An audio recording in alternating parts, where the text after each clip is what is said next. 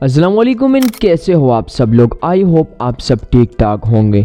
दुनिया में मुख्तलिफ मज़ाहिब से ताल्लुक़ रखने वाले लोग शामिल हैं, लेकिन यहूदी जो मज़हब को फॉलो करते हैं उनको जुदाइज़म का नाम दिया गया है। आज की वीडियो में हम जानने की कोशिश करेंगे कि इसराइल कैसे वजूद में आया।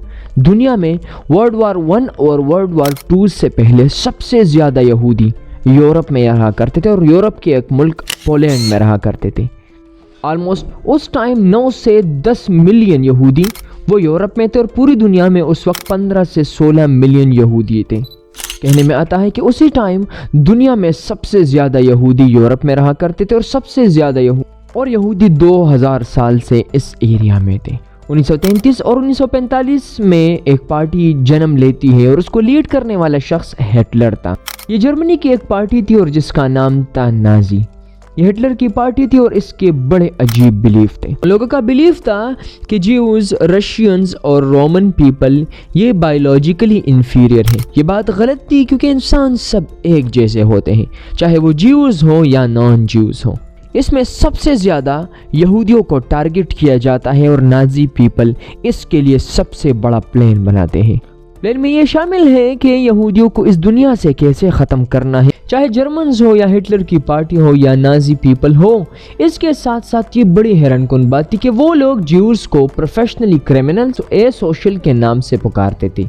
ये लफ्ज़ आप बार बार सुनोगे कि वो प्रोफेशनली क्रिमिनल्स और ए सोशल उन लोगों को कहा करते थे कि जर्मनी में जो कुछ हो रहा है इनके पीछे सबसे बड़ा कारण वो ज्यूज हैं। ये काफ़ी मनहूस लोग हैं और इसके पीछे बड़े बड़े प्लान्स बनाए गए हैं।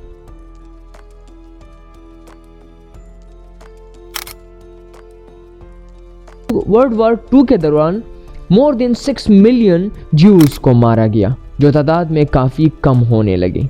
अब दुनिया में मुख्तलिफ कंट्रीज़ कुछ इस सिंपैथी के तौर पर ये कहते थे कि ज्यूज के साथ बहुत बुरा हुआ, लेकिन कुछ ऐसे कंट्रीज़ भी थे जो इस बात पे काफ़ी खुश थे। लेकिन ज्यूज ने प्लान बनाए, रफ्ता रफ्ता वो तादाद में ज़्यादा होने लगे।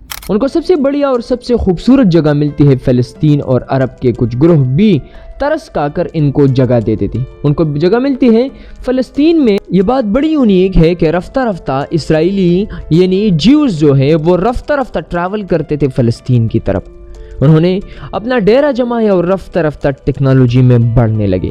अरब के कुछ ग्रोह भी इस पे तरस खाते थे और 1948 में मुख्तलिफ कन्फ्लिक्ट्स के बाद 78% एरिया इसराइल को दिया गया, जबकि 22% इजिप्ट और जॉर्डन काबिज था। लेकिन 1967 में इसराइल अपने पूरा एरिया, चाहे वो इजिप्ट वाला एरिया हो या जॉर्डन का एरिया, पूरा का पूरा एरिया अपने कब्जे में लेता है। और इसके पीछे सबसे बड़ी वजह, उन्होंने ऐसी तरक्की की कि पूरी दुनिया हैरान है कि अपनी तरक्की में कैसे इतने आगे गए हैं।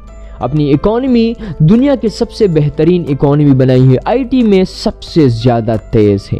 पूरी दुनिया हैरान है कि तमाम चीज़ें किस तरह हो। लेकिन दुनिया का एक ऐसा और वाहिद मुल्क भी है जहाँ मुस्लिम्स भी है, ज्यूज भी है और क्रिश्चियंस भी है, और ये तमाम के तमाम मज़ाहिब के साथ साथ लिए मुस्लिम्स के लिए और क्रिश्चियंस के लिए सबसे बड़ी और सबसे खूबसूरत मुल्क है।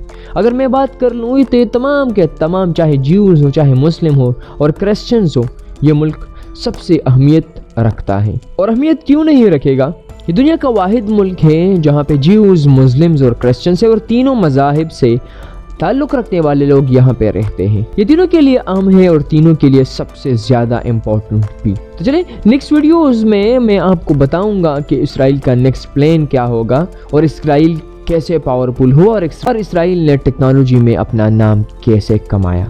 चलिए नेक्स्ट वीडियोज़ में मिलते हैं, तब तक के लिए खुश रहें, आबाद रहें, अल्लाह हाफिज़।